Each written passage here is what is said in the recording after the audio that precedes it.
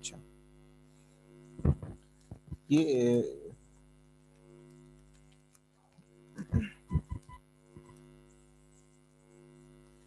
ये खत्म नहीं हो सकता। अच्छा ठीक है।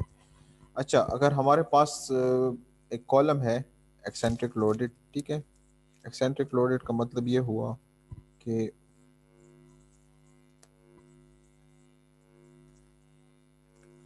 आपके पास एक कॉलम है और उस पे आपके पास एक लोड लग रहा है, ठीक है। अब उसका ये जो सेंटर लाइन है वो ये वाला है, ठीक है, मतलब कॉलम का। और आपके पास एक लोड लग रहा है पी, ठीक है। And this load is at some distance, this distance this distance is called e, ठीक है। तो इससे क्या होगा, इससे आपका एक मोमेंट जनरेट होगा, ठीक है, एक फ्लेक्सुरल एक्शन, मतलब like this load will cause the column to bend like this, ठीक है, मतलब इस तरह उसको बेंड करने की कोशिश करेगा। तो उससे क्या फर्क पड़ सकता है हमें। अच्छा, सो it will deflection due to bending of eccentric load will be negligible compared to eccentricity c of the principle of superposition applies, ठीक है। The strut is assumed to have plane of symmetry and the load p lies in this plane at such a distance from the centroidal axis ox. Such loading may be replaced by statistical equivalent of centrally applied compressive force P.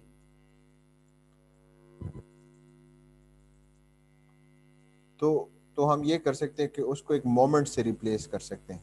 इस moment से हम उसको replace कर सकते हैं कि ये moment की जो मिकदार होगी वो किसके बराबर होगी, P into E, P into moment arm. This moment arm is actually the eccentricity E of from the axis of the column। तो उसको हम रिप्लेस कर सकते हैं उससे, ठीक है।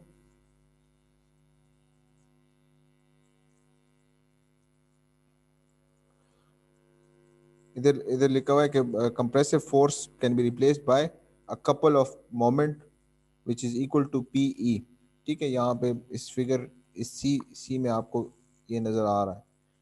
This the centrally applied load produces uniform compressive stress, ठीक है, मतलब एक हम इसको स्ट्रेस से, this is equal to this plus this whole figure is equal to this figure plus this figure, ठीक है। क्योंकि हम उसको, हमने ये कहा कि चलो यार इसको लगा लेते हैं पी पे, सेंट्रॉइड पे, और उस इसके इक्विवेलेंट जो जितनी इसेंट्रिसिटी की वजह से एक फ्लेक्सिबल एक्शन प्रोड्यूस हो रहा है, उसकी जगह हम क्या, किससे रिप्लेस कर लेते हैं, उसकी उसको हम मोमेंट से रिप्लेस कर लेते हैं। तो जो हमारे पास सेंट्रली अप्लाइड स्ट्रेस है वो तो पी बाई ए से हम उसको स्ट्रेस रिप्रेजेंट कर सकते हैं, ठीक है। इसके अलावा जो हमारे पास likewise and moment produced, जो उसका फ्लेक्सुरल स्ट्रेस आ रहा है, उसके जो कि हमने कंबाइंड स्ट्रेसेस पढ़े थे, वो भी यही चीज़ थी बेसिकली, जिसमें कॉलम पे एक्सियल लोड किसी एसेंट्रिसिटी पे लग रहा था, so that produces a flexural action. उसको हम फिर एम वाई ओवर आई से रिप्लेस कर सकते हैं, ठीक है। अब then by superposition the total compressive stress in any fiber due to combined bending and compression becomes, मतलब अगर हम सुपरपोजिशन करें तो हमारे पास ये इक्वेशंस बन सकती हैं उससे। वो कैसे, वो ऐसे है, ये कहीं पे ये इक्वेशंस बन सकती हैं। Let us put it over here for moment. ये इक्वेशंस बन सकती हैं हमारे पास, ठीक है। एक हमारे पास पी बाई ए आ गया, इस पर्टिकुलर ये वाला फिगर, ठीक है। Let me erase this ink. P by a from here, इसका कोई एरिया होगा, खास एरिया। और एक जो दूसरा हमारे पास जो कंपोनेंट है वो मोमेंट की वजह से आया, उस मोमेंट की मिकदार थी पी इंटू ई, और y will be the distance to up to extreme fibre. अच्छा,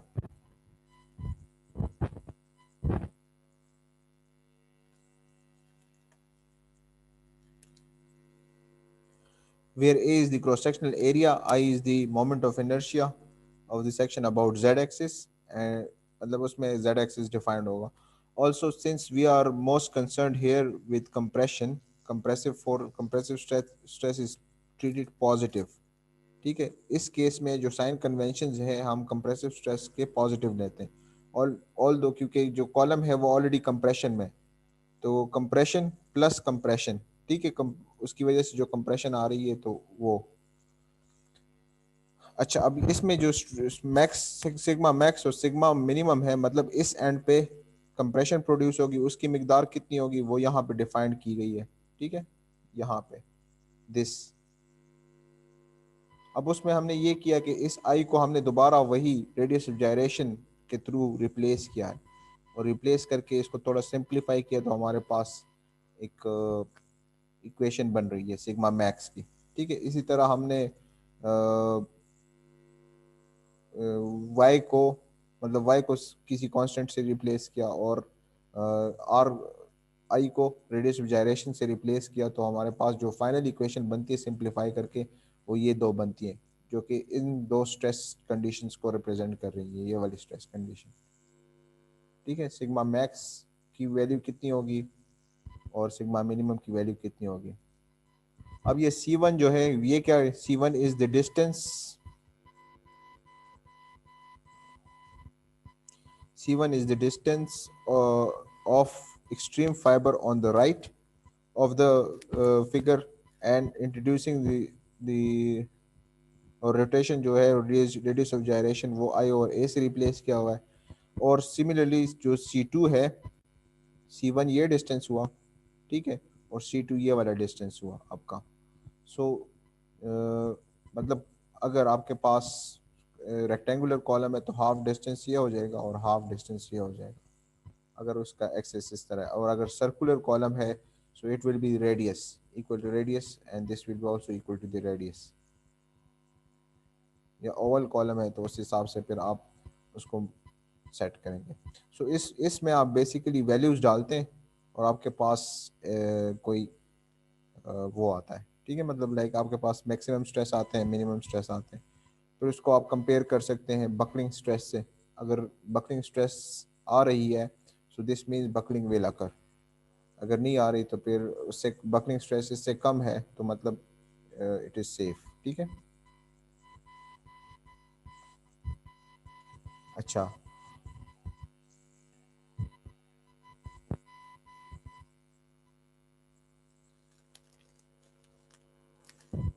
usually we are not only interested in the maximum compressive stress as given by equation 10.2.a. However, it is of the interest to note from equation 10.2.b, basically इस equation, ये दो equations को देखते हुए हम क्या कहते हैं.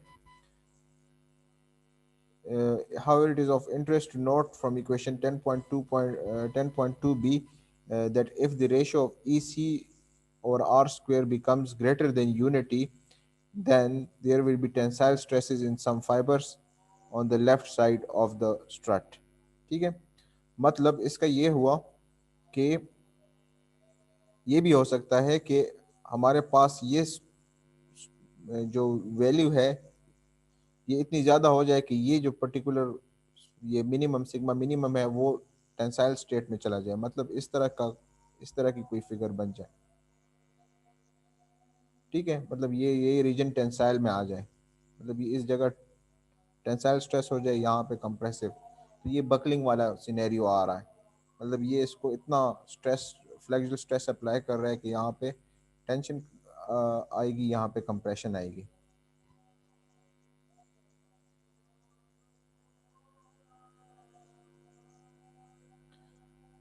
For example, if cross section is rectangle with width b in the z direction and height h in the y direction, we have C1 equal to C2 equal to h by 2, and r uh, radius of gyration square is equal to h over 12.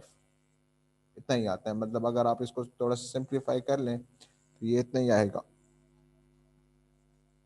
Then, from equation 10.2b, we conclude that no tensile stress will be able to produce eccentric compression as long as this condition is satisfied.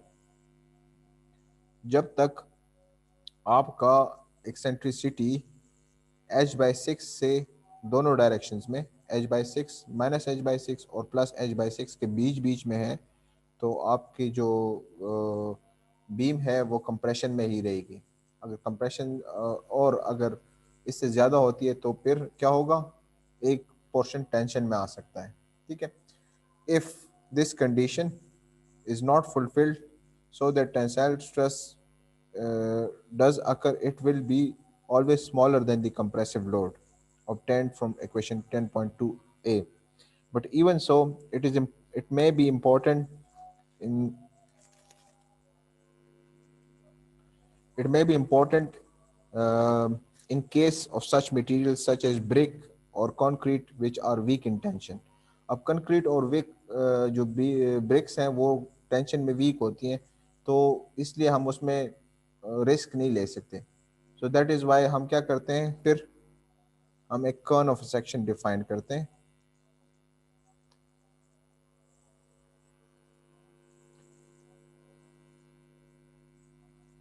अच्छा, ये इधर रखो। Let us consider now more general case of strut under action of compressive load which does not lie in either of the two planes of bending. In figure 10.2, OY and OZ may be the principal axis. ये OY और OZ जो है ये principal axis है, और हम इसमें actually ये प्लॉट करते हैं कि ये कितना डिस्टेंस आ रहा है। तो हर एक जगह से E/6 हम लेते हैं और उसको हम प्लॉट करते हैं, तो हमारे पास एक कर्न एक सेक्शन आता है, मतलब ये वाला सेक्शन सॉर्ट ऑफ, या सर्कुलर में ये वाला सेक्शन जिसमें हम ये इतनी इसेंट्रिसिटी अफोर्ड कर सकते हैं। इसके बाद फिर उसमें क्या आता है, टेंसाइल स्ट्रेसेस आ सकती हैं। अगर टेंसाइल स्ट्रेस आती हैं तो मतलब चूंकि कंक्रीट वीक इन टेंशन है तो वो बेंड होने का ख़तरा आ जाता है उसमें, और बेंडिंग इज़ बेसिकली बकलिंग। तो बकलिंग से बचने के लिए फिर हम कर्न ऑफ अ सेक्शन यूज़ करते हैं।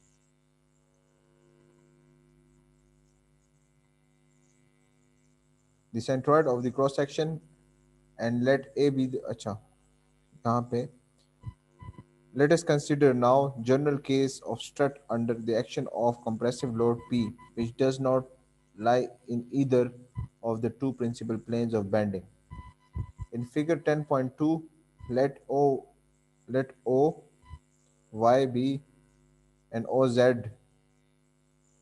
be the principal axis through the centroid of the cross section, and let A be the point of application of load P, denoting the coordinates of the point uh, denoting the coordinates of this point by M and N.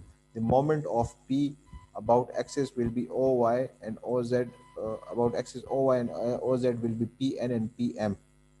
ठीक है, मतलब अगर हमारे पास जो figure है, अगर ये point है एप्लीकेशन लोड एप्लीकेशन का, तो अलोंग एक्स एक्सिस या अलोंग वाई एक्सिस और जेड एक्सिस यहाँ पे ले रहे हैं, तो इस पे जो मोमेंट आएगा, अलोंग जो जेड एक्सिस पे मोमेंट होगा वो P इंटू एम होगा, और अलोंग वाई एक्सिस जो होगा वो P इंटू वाई हो एन होगा, जो कि यहाँ पे दिखाया गया है। मतलब यहाँ पे this is the moment along y and this is the moment along z, और फिर उसके बाद जो ये y और ये z है ये वही डिस्टेंसेस हैं जिसको एक्सट्रीम फाइबर तक हम जो डिस्टेंस लेते हैं उस पॉइंट का। ठीक है, और आई जेड और आई वाई जो है वो कॉरेस्पॉन्डिंग मोमेंट ऑफ इनर्शिया है।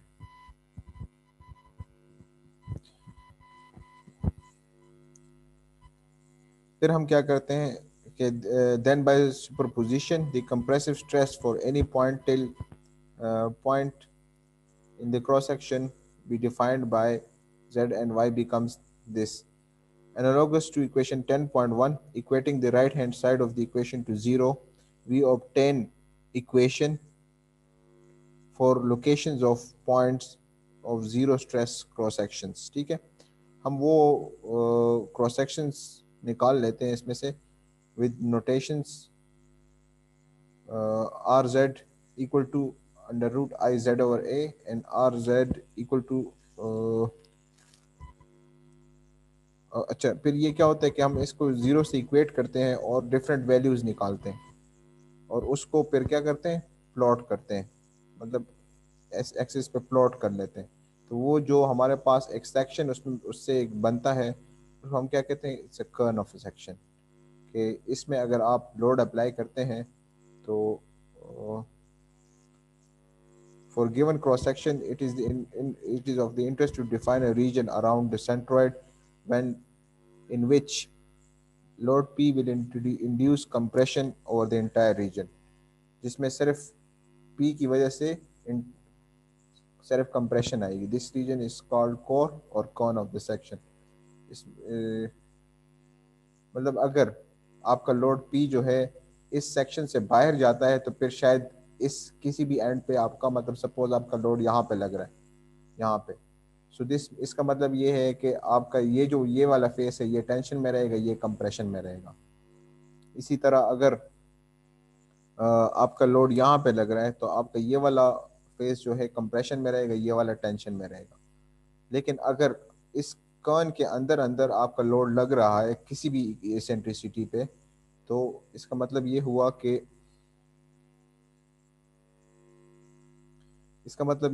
अगर इस कर्न के अंदर कोई भी लोड लग रहा है किसी भी एसेंट्रिसिटी पे तो आपकी कंप्रेशन ही सिर्फ प्रोड्यूस होगी। Okay, that's it for today. अगर किसी का कोई सवाल हो तो पूछ सकते हैं।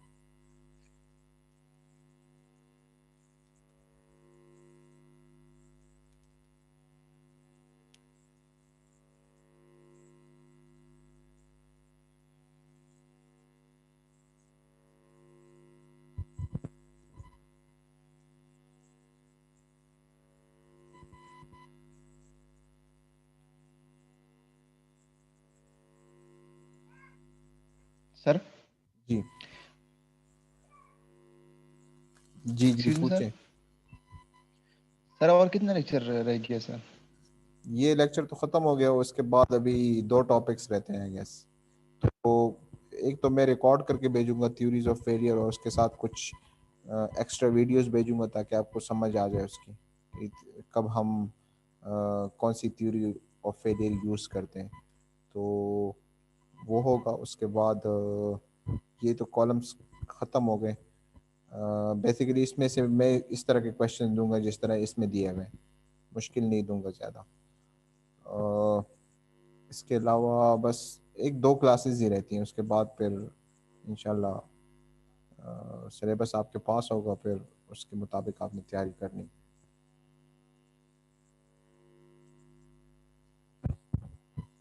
Excuse me sir. जी जी सर ये आज ही होंगे सर या ये नेक्स्ट में पढ़ेंगे जो टॉपिक रह गए? वो नेक्स्ट में पढ़ेंगे, इसके बस इतना ही काफ़ी। चलो सही है सर। ठीक सर, लीव कर सकते हैं?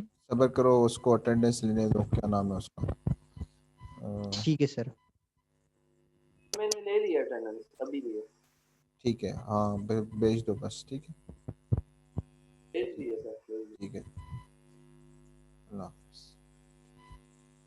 ओके सर दमान टाइम दे बस ने। हाँ बस बस दे।